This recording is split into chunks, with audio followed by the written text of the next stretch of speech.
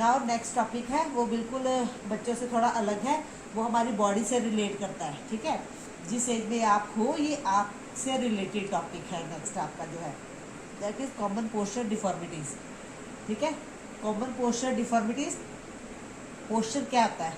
हमारी बॉडी का कोई पोस्चर, हम बैठते कैसे हैं, हम खड़े कैसे हो रहे हैं, हम लेटते कैसे हैं। ठीक है, बॉडी हमारी पूरे दिन में बहुत तरह के पोस्चर बनाती है। तो कॉमन पोस्चर डिफॉर्मिटी यानी कि हमारे इन्हीं पोस्चर से रिलेटेड डिफॉर्मिटीज़। ठीक है, हमारी बॉडी में क्या क्या प्रॉब्लम्स हैं, यानी कि वो पोस्चर सही नहीं होने के क्या क्या रीजंस है, और क्या उनको हम क्या क्या बोल सकते हैं, उनके साइंटिफिकली क्या नेम है, वो आएगा कॉमन पोस्चर। हमारे कॉमन पोस्चर से रिलेटेड हमारा बैठना हो गया, लेटना हो गया। फॉर एग्जाम्पल आप क्लास में बैठते हो तो टीचर आपको कई बार बोलते हैं सीधे होकर बैठ जाइए। ठीक है, तो आप सीधे होकर बैठ जाते हो, वो आपका कॉमन पोस्चर है। कई बार आप बेंच के ऊपर है, बाजू रख के लेट के लिखना शुरू कर देते हो, that is also wrong posture. ठीक है, तो ये कॉमन पोस्चर डिफॉर्मिटीज़ कौन सी है, इनके साइंटिफिक नेम क्या है? ठीक है, आपने देखा कि यहाँ मैंने कुछ नेम्स लिखे हुए हैं। देखो, स्पाइनल कर्वेचर यानी कि हमारे स्पाइन से रिलेटेड 3 तरह की डिफॉर्मिटीज़ होती है, काइफोसिस, लॉर्डोसिस, स्कोलेसिस। ठीक है, और उसमें क्वेश्चन कैसे आता है बोर्ड में कि स्पाइनल कर्वेचर डिफॉर्मिटीज़ के बारे में लिखिए। उन्होंने प्रॉपर्ली नेम नहीं दिए होते। ठीक है, तो वो 5 मार्क में क्वेश्चन बहुत बार बोर्ड में देखा गया, ये स्पाइनल कर्वेचर डिफॉर्मिटीज़। बच्चे को पता होना चाहिए कि स्पाइनल कर्वेचर से रिलेटेड डिफॉर्मिटीज़ है, उनके नेम क्या है। एक है काइफोसिस, एक लॉर्डोसिस है, एक स्कोलोसिस है। ये नेम आपको लर्न करने पड़ेंगे, विद स्पेलिंग लर्न करने पड़ेंगे। ठीक है, ये तीनों डिफॉर्मिटीज़ को आपको एक्सप्लेन करना पड़ेगा प्रॉपर्ली, अगर सिर्फ स्पाइनल कर्वेचर आता है। तो कई बार वो प्रॉपर्ली, अगर उन्होंने इस स्पाइनल कर्वेचर को छोड़ के कोई और डिफॉर्मिटी पूछी, तो मैंने जितने यहाँ पे नेम लिखे हैं उनको वो पर्टिकुलर नेम है देना पड़ेगा। यहाँ लिखा है नॉक नी, ठीक है, फ्लैट फुट, राउंड शोल्डर, बो लेग्स, ये सारी डिफॉर्मिटीज़ के नेम है। ठीक है, अब यहाँ मैंने एक ब्रैकेट डाल के साइड पे कुछ पॉइंट्स लिखे हुए हैं। ये मैंने क्यों लिखे हैं? मान लो स्पाइनल कर्वेचर डिफॉर्मिटीज़ के ऊपर आपको क्वेश्चन आ गया, ठीक है, कि what do you know about spinal curvature deformities, explain properly. ठीक है, मान लो ऐसा क्वेश्चन आ गया, तो आपको स्पाइनल कर्वेचर से रिलेटेड आपको बताना पड़ेगा। ये हमारी स्पाइन से रिलेटेड डिफॉर्मिटीज़ होती है, जब हमारी स्पाइन की शेप है वो प्रॉपर्ली अपनी नॉर्मल पोजिशन में नहीं होती है। ठीक है, वो ऊपर से या नीचे सेंटर से कहीं ना कहीं है, उसमें कोई प्रॉब्लम आ जाती है, तो उसी हिसाब से उसके नेम है ये तीनों। अगर ऊपर आएगी, ऊपर से प्रॉब्लम है गर्दन के हिस्से से, तो वहाँ पे काइफोसिस हो जाएगा। लॉर्डोसिस आपका लुम्बर रीजन, बिल्कुल यानी कि बैक, ठीक है, हिप्स की ऊपर वाली जगह है। तो स्कोलोसिस आपके बिल्कुल सेंटर पोजीशन स्पाइन की जो होती है, और वो सेंटर से प्रॉपर स्ट्रेट होकर भी है, वो थोड़ा सा कर्व ले लिया अगर। ठीक है, कई बार तो बॉडी एक साइड झुक जाती है, तो उसकी वजह से वो सेंटर से वो प्रॉपरली है अपनी उसकी शेप है वो नॉर्मल नहीं रहती है। ठीक है, हल्की सी कर्व तो होती है, लेकिन अगर वो 50 डिग्री से एक्सटेंड हो जाए प्रॉपर्ली, तो वो एक डिफॉर्मिटी मानी जाती है। Kyphosis, lordosis, scoliosis. अगर आप क्वेश्चन आ जाए कि डिफाइन करो, तो आपने इसको डिफाइन क्या क्या इसमें करना है, तो स्पाइनल कर्वेचर का मीनिंग क्या है। ठीक है, वो मैंने आपको बताया, स्पाइन से रिलेटेड डिफॉर्मिटीज। तो काइफोसिस की डेफिनेशन क्या है, उसकी पहचान क्या है, यानी कि उसकी डेफिनेशन बतानी है। फिर काइफोसिस के कॉजेज क्या है, फिर काइफोसिस के प्रिकॉशंस क्या है, यानी कि अगर काइफोसिस की प्रॉब्लम है तो आपको कौन कौन से प्रिकॉशंस रखने पड़ेंगे, और रेमेडीज़। अगर आपको काइफोसिस की प्रॉब्लम है तो उसको ठीक कैसे किया जा सकता है, यानी कि एक सिंगल डिफॉर्मिटी के लिए आपको ये 4 पॉइंट है एक्सप्लेन करने ही पड़ेंगे, चाहे वो काइफोसिस है, चाहे लॉर्डोसिस है, चाहे स्कोलियोसिस है। ठीक है, कई बार पर्टिकुलरली वो लॉर्डोसिस का नेम दे देते हैं, स्कोलियोसिस का नेम दे देते हैं, 3 मार्क्स में क्वेश्चन डाल देते हैं, तो आपको ये डिफाइन करना ही पड़ेगा डेफिनेशन। और कॉजेज़ में आपको, अब बच्चों का क्वेश्चन होता है कितने कॉजेज लिखने, कितनी प्रिकॉशंस लिखनी, 3 कम से कम आपको लिखनी पड़ेगी लाइंस में प्रॉपर्ली, कि काइफोसिस का कॉजेज़ क्या है, उसके 3 पॉइंट्स लिख दिए, प्रिकॉशंस कैसे ले सकते हैं, रेमेडीज़ है, 3 से 2 भी हो सकते हैं, लेकिन एक नहीं चलेगा, क्योंकि काइफो वो आपको फिर मार्क्स के हिसाब से प्रॉब्लम आ जाएगी। ठीक है, कईयों में तो जो कॉजेज़ है वो सेम भी हैं बीच में। ठीक है, तो आपने कुछ ऐसी रेमेडीज़ भी कुछ सेम होंगी, तो आपने कुछ रेमेडीज़ ऐसी लर्न कर लेनी है जो कि बाकियों में भी आपकी यूज़ हो सके। ठीक है, लिख सको आप उसमें भी सेम। तो एक एक करके हम इन डिफॉर्मिटीज़ के बारे में पढ़ेंगे। मैंने आपको बताया जो काइफोसिस है स्पाइनल कर्वेचर से रिलेटेड आता है, तो you have to explain all 3 deformities, किसी एक को नहीं, आपने तीनों की तीनों डिफॉर्मिटीज़ को डिफाइन करना है। तो पहले है काइफोसिस। काइफोसिस मैंने बोला कि आपकी जो स्पाइन है उसके ऊपर वाला हिस्सा, थ्रेसिक रीजन जिसको बोलते हैं। ठीक है, कई बार बोलते हैं ना कि मेरे को सर्वाइकल की प्रॉब्लम हो गई। ठीक है, तो वो उसी से रिलेट होती है। इससे क्या है कि जो पर्सन का जो शोल्डर वाला हिस्सा थोड़ा सा झुक जाता है, जिसकी वजह से जो हमारी गर्दन के ऊपर वाला हिस्सा उसमें थोड़ा सा उभार आ जाता है, एक हंच सा उभर जाता है, ठीक है, एक ऊबर सा निकल जाता है। तो वो काइफोसिस की प्रॉब्लम हो जाती है, जिसकी वजह से वो सीधा गर्दन सीधी प्रॉपर्ली नहीं हो पाती, पर्सन वो झुक के चलता है।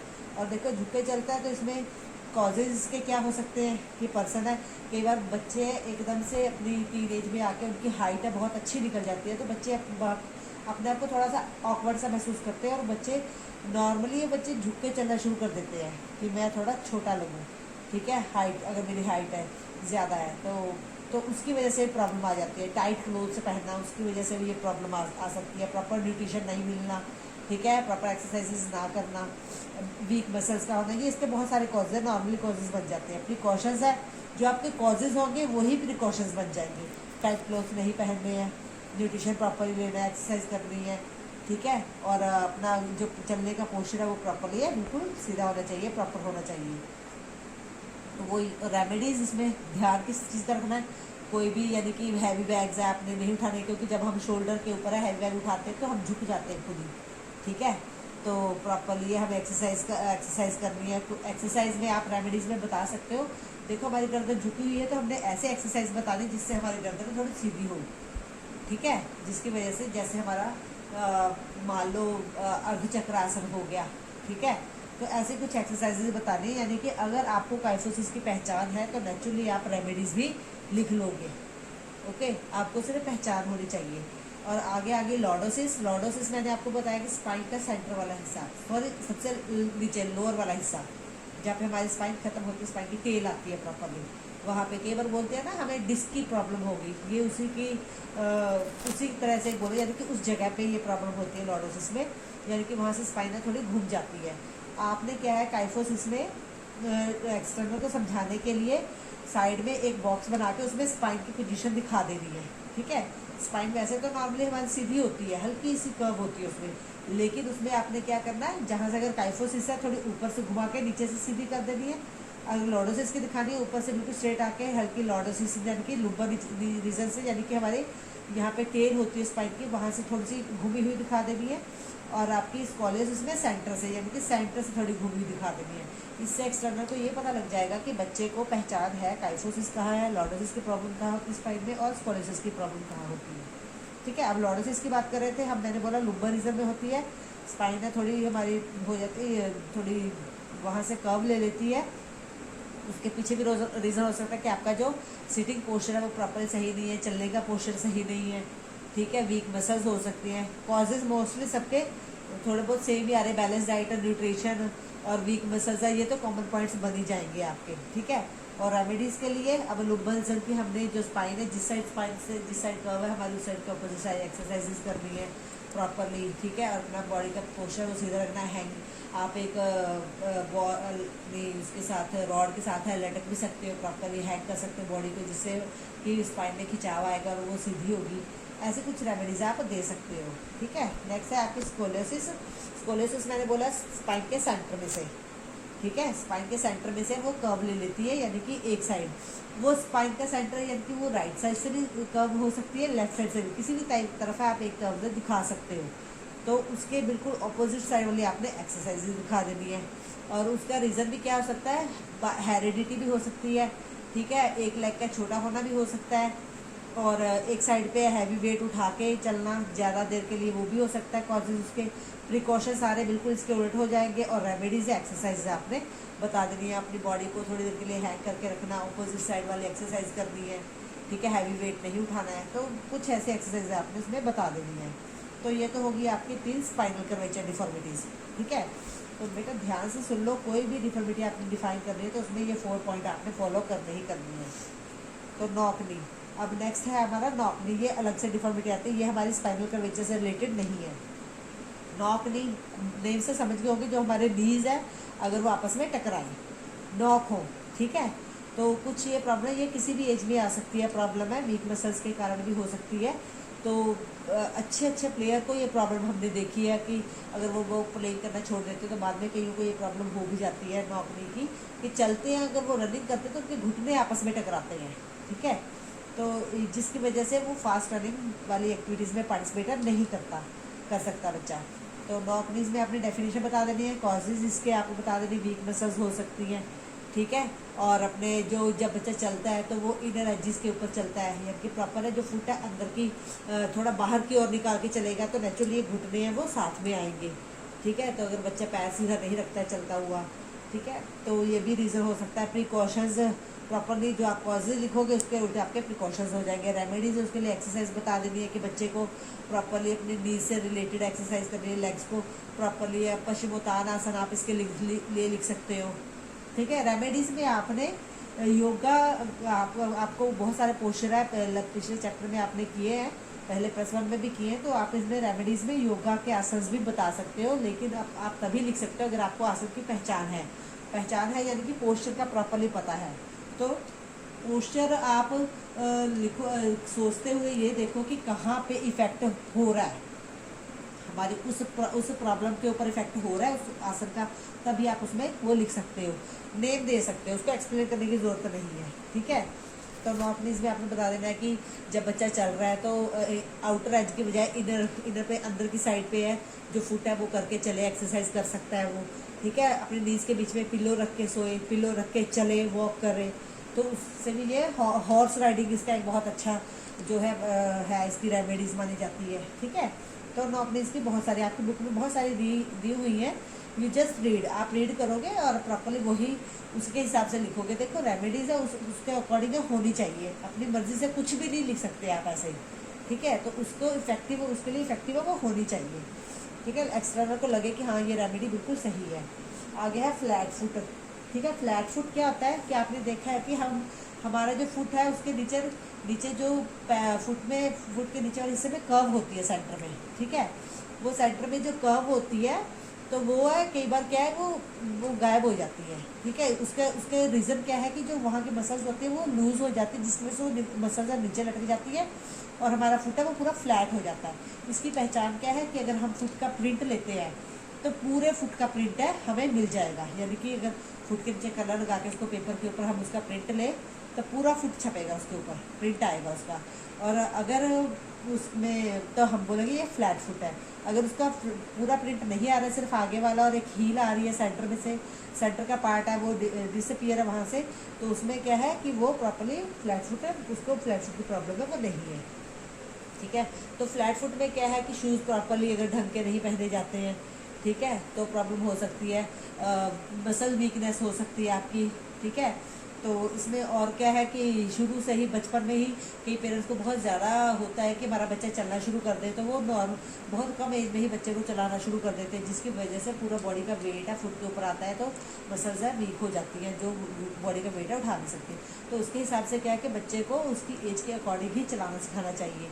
तो कुछ इसके लिए रेमेडी सेम, बच्चे को अर्ली एज में चलाना नहीं चाहिए, प्रॉपरली उसको न्यूट्रिशन देना चाहिए, शूज़ उसके प्रॉपरली होने चाहिए, ऐसी रेमेडीज़ आपने नौकरी के लिए लिख देनी, यानी कि आपको जो पोस्चर डिफॉर्मिटी है उसकी पहचान होनी चाहिए, ठीक है। नेक्स्ट है आपका राउंड शोल्डर। राउंड शोल्डर क्या है कि आप शोल्डर से रिलेटेड ये प्रॉब्लम है, जिसकी वजह से ये क्या है कि आपके जो शोल्डर बिल्कुल होते हैं, आपके शोल्डर दोनों बिल्कुल स्ट्रेट पोजीशन में होते हैं, अगर वो झुक जाए आगे की ओर, दोनों शोल्डर आगे की ओर थोड़े से झुक जाए, ठीक है, वो आपकी राउंड शोल्डर की प्रॉब्लम हो जाती है। और उसके पीछे रीज़न कॉजेज़ हो सकती है कि आपने आप बहुत ज़्यादा टाइट क्लोथ पहनते हो, ठीक है, आपके मसल्स वीक है, कोई बहुत हैवी लोड उठाते हो आप शोल्डर्स के ऊपर, जिसकी वजह से ये प्रॉब्लम आई है, ठीक है। तो सेम एज प्रिकॉशंस आपने लिख देने और रेमेडीज़ में उसके लिए कुछ एक्सरसाइजेज लिख देनी है।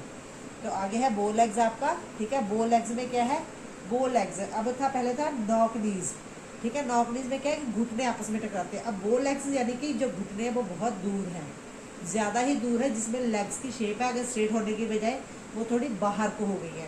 इसमें भी क्या आप एक बॉक्स बना के लेग्स की शेप है वी शेप में आप दिखा सकते हो, ठीक है। और नॉक नीज में आप अंदर की तरफ दिखा सकते हो एरो बना के, क्योंकि ये नॉक नीज है और ये बो लेग्स है।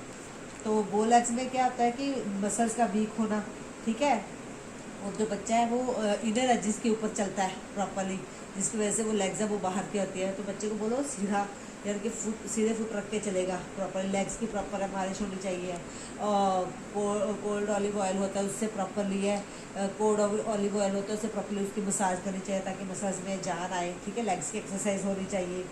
तो इसके लिए बहुत सारी इसके जो पहचान जो प्रिकॉशंस हैं वो बताए जाते हैं। कॉजेज़ में भी आप न्यूट्रिशन लिख सकते हो, अर्ली एज में चलाना लिख सकते हो, वही बच्चे को चलाना सिखा, पेरेंट्स से चलना सिखा देते हैं, ठीक है। तो बहुत सारी प्रॉब्लम है, सिंपली आपने हर एक प्रॉब्लम से रिलेटेड है, 3 पॉइंट्स है, 3 पॉइंट्स आपने एक्सप्लेन करने ही है। कॉजेज 3 बता दिए, प्रिकॉशन 3 बता दिए, रेमेडीज 3 बता दिए। रेमेडीज में जो लास्ट पॉइंट है उसमें आप आसन्स के नेम बता दीजिए, ठीक है, जो लास्ट पॉइंट बनेगा। तो जो कॉजेज होंगे उसकी बिल्कुल अपोजिट आपकी प्रिकॉशंस बन जाएंगी, ठीक है। डेफिनेशन से आपको ये पता लगेगा एक्सटर्नल की आपको कॉमन पोस्चर डिफॉर्मिटीज़ की पहचान है कि नहीं। बेटा ये बहुत ही मोस्ट इम्पॉर्टेंट क्वेश्चन है और ये बोर्ड में आता ही आता है। ये क्वेश्चन आपको मिल जाएगा, हो आपको हो सके, ये आपको 1 मार्क के क्वेश्चन में मिल सकता है, 3 में भी और 5 में भी, ठीक है। कई बार है पहचान पूछ लेते हैं, डेफिनेशन पूछ लेते हैं सिर्फ 1 मार्क के क्वेश्चन में, यानी कि आपको वो दे के 3 आपको थोड़े से पॉइंट्स दे के उसमें से पूछ लेते हैं, ऑब्जेक्टिव टाइप में पूछ लेते हैं, ठीक है। और 5 मार्क्स में आपको स्पाइनल कर्वेचर वाला क्वेश्चन तो बहुत बार रिपीट हुआ है, तो ये ईजी भी है और इम्पॉर्टेंट भी है। You have to learn it, okay. तो इस हिसाब से आपने ये अपना टॉपिक है प्रिपेयर कर लेना है।